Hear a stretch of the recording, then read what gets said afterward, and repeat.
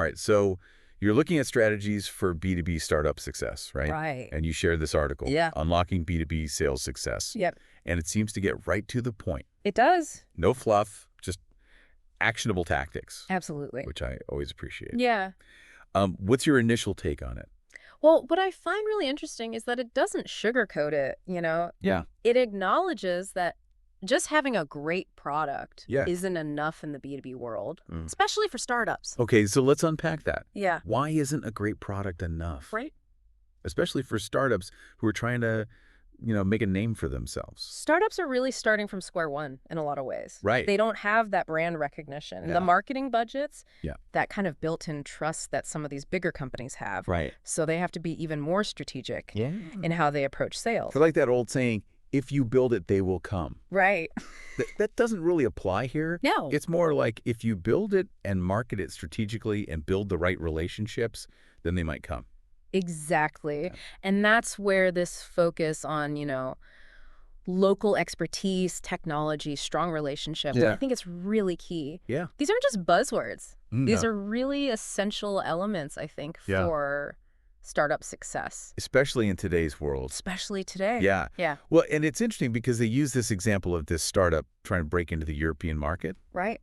and they had a fantastic product, Yeah. tons of potential, but they completely underestimated the regulatory hurdles Yes. involved. And it wasn't until they brought in local experts Right. who were familiar with those regulations that they actually started gaining traction. It's so easy to get laser focused on, Yeah. how great your product is. Yeah. And forget these kind of like essential but kind of like unsexy parts of it. Quickly. Like, have you thought about the regulations? Right. Like, Have you thought about the cultural differences? Yeah. The language barriers, potentially? Yeah. It's like assuming you can sell winter coats in Hawaii just because they're really high quality. Exactly. You're not going to sell a lot of those. You need to understand the local context. You really do. You can have the best product in the world, Right. but if it doesn't fit, It doesn't matter. yeah. Or it doesn't, work within the local kind of rules and regulations. Right. It's dead in the water. It is. Yeah. Okay, so we've got to know our audience.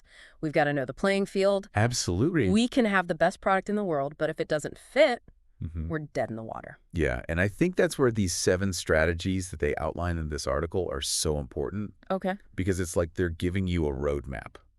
I like that. Instead of wandering around in the dark, we've got a flashlight and a map Exactly. to guide us. All right, so let's break down the 7 strategies. Okay. What's the first one? So first up, on this roadmap to B2B startup success, the article talks about outsourcing to local experts. Yeah. And this feels like a recurring theme It is. so far. Yeah. But the article really seems to hit this point hard. Yeah. What's your take on that, and how does it tie into what we were just talking about? So it's not enough to just read about the local market. You need to actually have boots on the ground. Right. And when you're a startup, resources are so precious. You Mhm. can't afford to waste time and money navigating unfamiliar territory, Yeah. especially when it comes to regulations, cultural nuances, even just understanding the local business etiquette. Totally. Outsourcing to local experts allows you to kind of tap into that expertise Right. without having to build it in-house, Yeah. which can take a lot of time and money. Yeah, it's like having a local guide who already knows Yeah. all the shortcuts, the best restaurants, the places to avoid. They can just help you navigate the market so much more efficiently. Yeah, they've already built those relationships. They Yeah. understand the lay of the land, Right. and they can just help you navigate those early stages much more smoothly. And it seemed like a really powerful example with that European market entry, Yeah. where they were hitting all these roadblocks. Right. But as soon as they brought in a local firm that specialized in that area, Yeah. Right. they saw immediate progress. Absolutely. And think about it, even with marketing and advertising, Yeah. what resonates with consumers in one market might be totally different To me- in another market. Right. So you might need local experts to help you Yeah. tailor your message, choose the right channels, Okay. really connect with that target audience. So we've tackled local expertise. What's the next stop on our B2B startup success roadmap? Well, this is where things, I think, get really interesting Okay. because we're moving from the human element to the technological element. Right. This next strategy is all about utilizing advanced technologies. Okay, technology, Yeah. and we're not just talking about having a website and a social media presence here. Wait, no. This feels much bigger, Much bigger. especially with all the buzz around AI. Yeah. These days, how does the article suggest startups use these advanced technologies?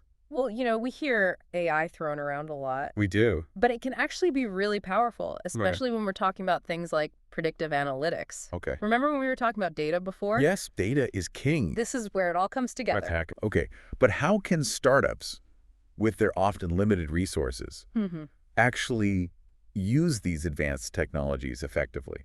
That's a great question. Yeah. Because it's not just about having the technology, it's about using it strategically. Right. And the article actually highlights some really compelling examples Okay. of startups that are doing just that. Like what?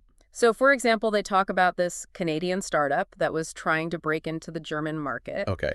and they were having trouble. Yeah. So they used AI Okay. to analyze their customer data. Okay, so they used AI to figure out what German customers want, essentially. Essentially, yes. Interesting. And not just what they want, but like Yeah. what they're likely to buy. How did that work in practice? So basically, they fed this AI system a massive amount of data about their existing customer base, Mm-hmm. right? So demographics, purchase history, Right. website behavior, even social media activity, Wow. all of it. Okay. And the AI then analyzed all of this data Okay. to identify patterns Mm. and create these predictive models. But what was the result of that? Were they able to? It was amazing. Yeah. They were able to identify potential customers in the German market Okay. with incredible accuracy. So instead of just like throwing darts at a dartboard, Yeah, they were able to really like hone in laser focus. on who to target. Exactly. Wow, that's Yeah. cool. And it worked. Did they see a return Oh, yeah. on that They investment? saw a 30% increase in conversion. 30% just Mm. from using AI to refine their targeting. Isn't that amazing? That's huge. That's a game changer It is. for startups who are working with often, shoestring budgets. Exactly. It's incredible. And it just shows you the power of AI to Yeah. really kind of even the playing field. Yeah, it's not just for the big guys anymore. Exactly. Wow. It's really exciting, I think. So we've talked about understanding the local market. We've talked about using technology to our advantage. What's the next strategy on our list? All right. Well, this one takes us back to the human element, Right. which is, never out of style, Right. especially in B2B. Yeah. This next strategy is all about building a robust network. And I Right. want to be clear, this is about so much more than just like collecting business cards at a networking event. Okay. So it's not just about showing up at every industry event, No. shaking a bunch of hands and then hoping for the best. No, this is about strategy. Okay. This is about really cultivating relationships. So what does the article mean by building a robust network? It's about finding those key decision makers, influencers, potential partners, Okay. the people who can really open doors for your startup.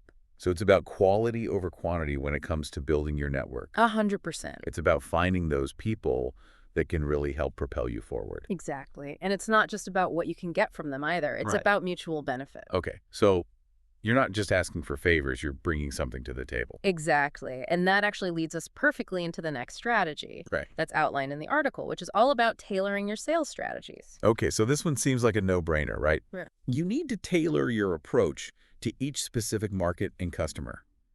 But why is this particularly important for startups going global? Well, something that works in one market might completely backfire in another. Right. Right. So, I'm thinking about like a really direct sales approach. Yeah. That might work really well in New York City. Right. Might be like way too aggressive for, say, like Tokyo. Yeah. Right. It's all about cultural nuances. Yeah, you've got to know your audience. You have to understand how to communicate effectively in that market. And the article actually mentions that they had this one client Yeah. who successfully adapted their sales strategy Right.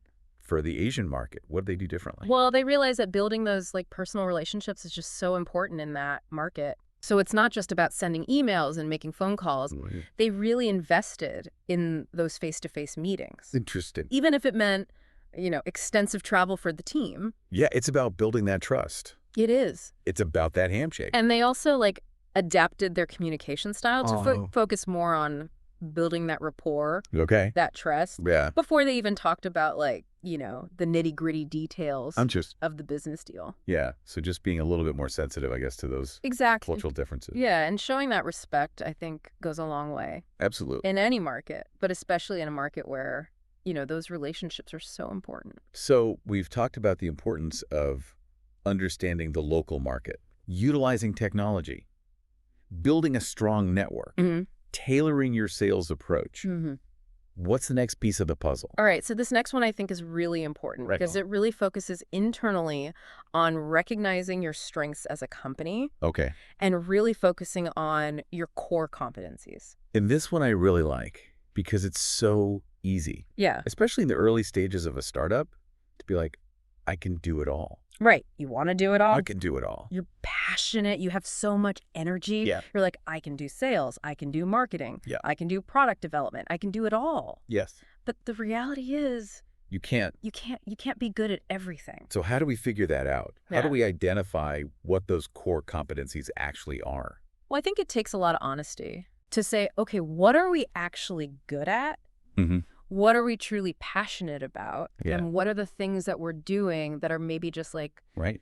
draining our energy? Draining our resources. Exactly. And not really giving us a good return. And those are the things that you need to outsource. Okay. You need to let go of. Like we were talking about before. Exactly. So, you know, it might feel scary to hand over the reins, Right. to say like, okay, we're going to trust someone else to do this. Yeah. But it can be so freeing. The article had this great example of this startup Yeah.